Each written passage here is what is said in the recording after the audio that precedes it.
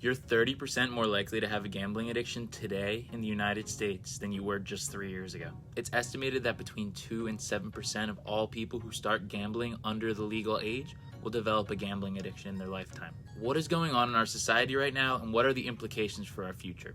Welcome back to the One Day at a Time Gambling Addiction Podcast. My name's Rob, and I made my last bet on November the 12th of 2022. And I made it my personal mission to help you to recover from your gambling addiction faster than I did.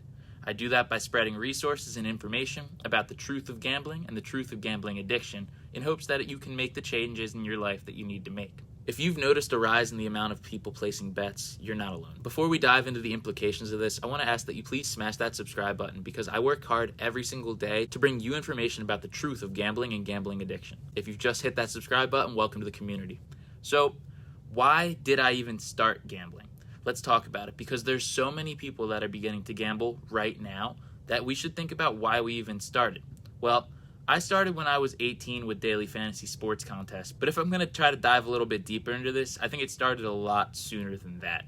I always had this competitive edge to me where I would play games with my friends outside ever since I was a little kid, and I would get angry when I'd lose, and I'd end up changing the rules. In fact, it was kind of a running joke in my family that I would always change the rules right before I lost the game so that I never had to lose. I could never come to terms with losing anything, regardless of if money was involved or not.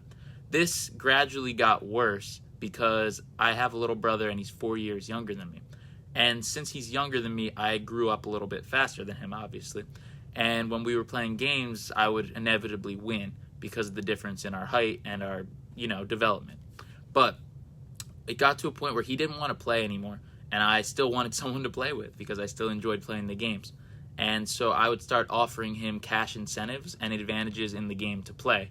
And before I even knew it, I was actually offering him a line on all the games that we'd play. I'd say, you'd start 6 points up. Then later on in my life, I'd learned that that's exactly what happens with bookmakers when they make a spread for a game.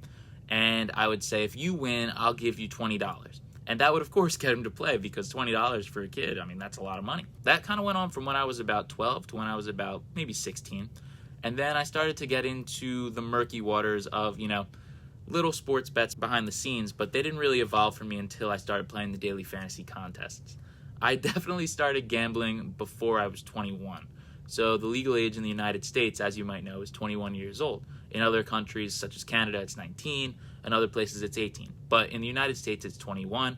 But there's this stipulation in the law where you can play daily fantasy sports contests, which in their nature are gambling, but they're referred to as sweepstakes or contests. So they actually get this disclaimer on them that you only have to be 18 to participate.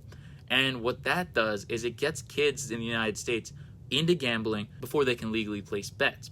Additionally, you could sign up for sports books such as Bovada at the age of 18 in many states in the United States because of some murky implications of the law as to where you're legally placing wagers. There's a lot going on in terms of availability of gambling, and that didn't exist just maybe 5-10 years back. Because in 2018, the United States Supreme Court said that basically, hey, states can decide if they want to have legal sports gambling or not. And since that point until now, there's 38 states where gambling is legal in the United States, which means that there's so many more people who are now able to legally place bets, whereas before it was behind the scenes with a bookie or, on a third-party site such as Bovada where you could place when you were 18.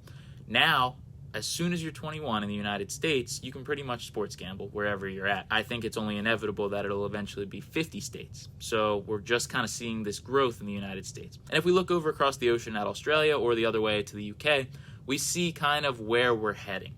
These countries have terrible rates of gambling addiction, and in fact, they're two of the worst in the world, with Australia being the worst, because it's been so normalized in society. When I was living out in Sydney, you could not go to a bar, a pub, or, God forbid, walk down the street without seeing what was called a TAB, which I still don't know what it stands for, where they were essentially sports betting terminals where you could place bets on games, and often right next to it would be a slot machine referred to as a pokey. And those are called fixed odds betting terminals. In the United States, now that we're just legalizing this in numerous states, because it used to just be Nevada and New Jersey, we're going to end up seeing, in my opinion, a gradual shift towards what they've experienced, which is just this mass legalization and mass acceptance of gambling in society. In fact, answer this question for me. Have you watched sports recently?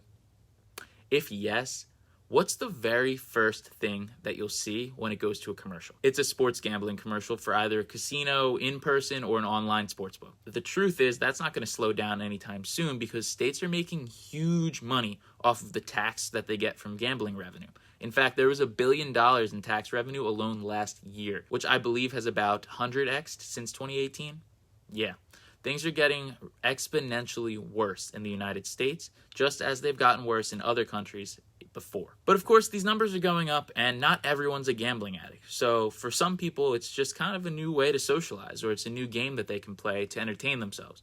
But what we're not seeing along with this rise in legalization is a rise in any kind of help for those who do get addicted. Because there's going to be more people getting addicted if more people are playing, and there's not been much done at all in terms of help for gambling addicts.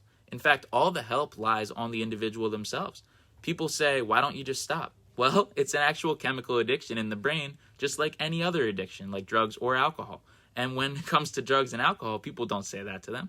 They say, go to rehab, go get help, go to AA. And we're not seeing that with gambling because it's so fresh to most people in society. Those that have been around it know that it's addictive, but those that are just seeing it for the first time, they may not understand yet what the actual implications are. And those implications are that if you get addicted to gambling, you can absolutely ruin your life. You can lose your house, your family, your job, your ambition. Whatever it is that you have will be gone, and you will continue going back to the bet because your brain gets chemically hooked on the rush that you get from placing that wager. Because going back to it right now, everything lies on the addict. You have to self-exclude yourself. You don't get banned from a casino by the house. You have to go in and ask to be banned. There's no external controls in place to slow you down. You can set your own limits, but then you could just go to another sports book.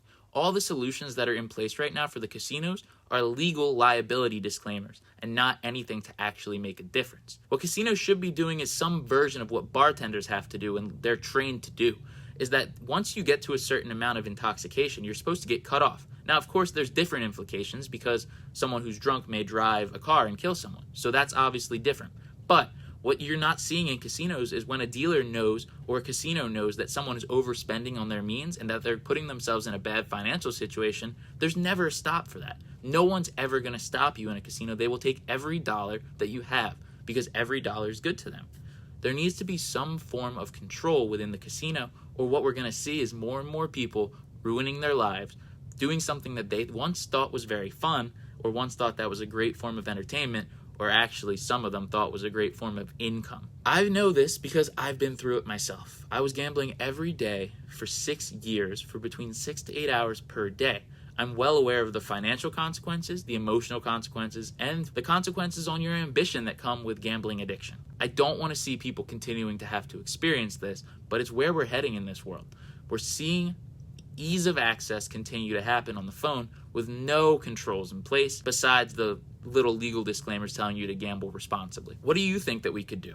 Do you think that there's something we could implement that would help people to live happier and healthier lives without diving too deep into gambling addiction? Or do you think it's kind of a lost cause unless we switch to massive controls such as only digital currency being exchanged so that it could be tracked? All the arguments that are currently out there to try to get help for the gambling addict does involve what is basically an invasion of privacy. If you don't know how much money someone has, you can't possibly know when to cut them off. So what do you think? Is there a way that we can help people before they do too much damage on their own lives? Or do you think it all has to be done after the fact? You know, I don't have all the solutions. I just come on here to spread awareness. So I want to know down in the comments below what you think would be a great solution, and maybe one day we can work together on a proposal that we can submit to try to help people live happier lives without the chaos of gambling. Some people are going to wonder why I even stopped gambling because they haven't yet experienced enough pain themselves. I think it's inevitable that a gambling addict will eventually go broke because we don't have that off switch. So when you eventually get to that point, maybe you'll understand.